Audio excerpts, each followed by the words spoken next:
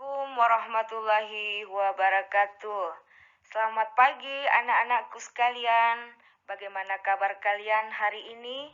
Alhamdulillah, pada hari ini kita akan memasuki pembelajaran pendidikan agama Islam dengan pokok bahasan yaitu ketentuan pernikahan dalam Islam. Adapun tujuan pembelajaran kita hari ini yang pertama, menerima dan mengakui ketentuan pelaksanaan pernikahan berdasarkan syariat Islam. Yang kedua, menunjukkan sikap bersatu dan kebersamaan dalam lingkungan masyarakat sebagai implementasi dari ketentuan pernikahan dalam Islam. Yang ketiga, menyajikan prinsip-prinsip pernikahan dalam Islam dan menganalisis serta mengevaluasi ketentuan pernikahan dalam Islam. Yang pertama yang kita akan bahas di sini adalah pengertian pernikahan. Pernikahan atau nikah itu berasal dari bahasa Arab, yaitu an-nikah. Sedangkan menurut istilah lain juga dapat berarti ijab qabul yang mengharuskan perhubungan antara sepasang manusia yang diucapkan oleh kata-kata yang ditujukan untuk melanjutkan kepernikahan sesuai peraturan yang diwajibkan oleh Islam.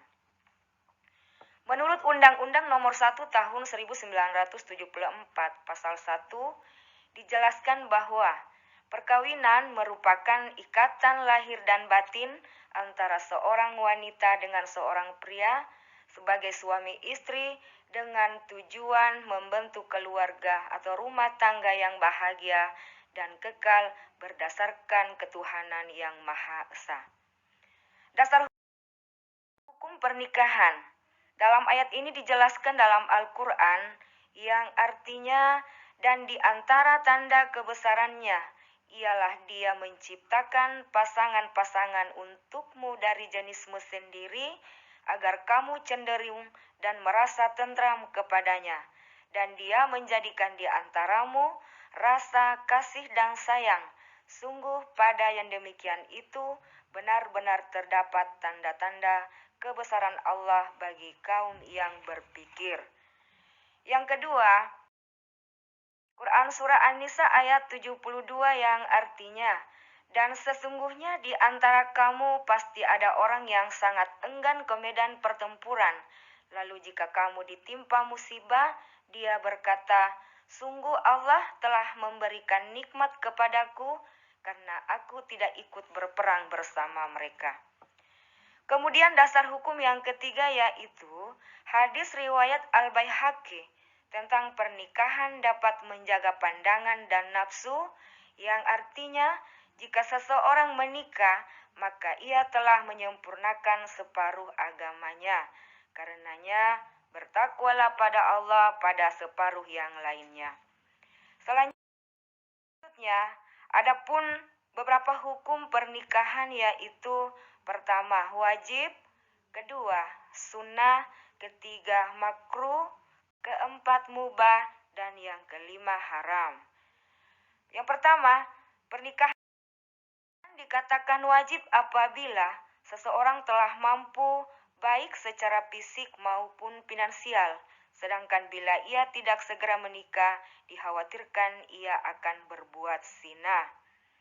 Yang kedua, pernikahan dikatakan sunnah apabila seseorang telah mampu untuk memberi mahar dan penghidupan kepada calon istri, akan tetapi mampu mengendalikan nafsunya sehingga tidak takut terjerumus ke dalam perbuatan zina.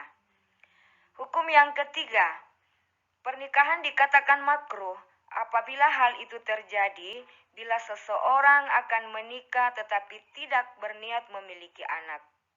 Juga ia mampu menahan diri dari berbuat zina, padahal apabila ia menikah, maka ibadah sunnahnya akan terlantar. Hukum yang keempat, pernikahan dikatakan mubah apabila seseorang yang hendak menikah tetapi mampu menahan nafsunya dari berbuat zina, maka hukum nikahnya adalah mubah.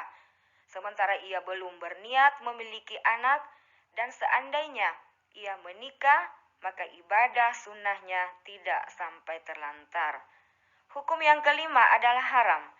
Pernikahan menjadi haram apabila ia menikah justru akan merugikan istrinya, karena ia tidak mampu memberi nafkah lahir dan batin, atau jika menikah, ia akan mencari mata pencaharian yang diharamkan oleh Allah, padahal sebenarnya ia sudah berniat menikah dan mampu menahan nafsu dari zina.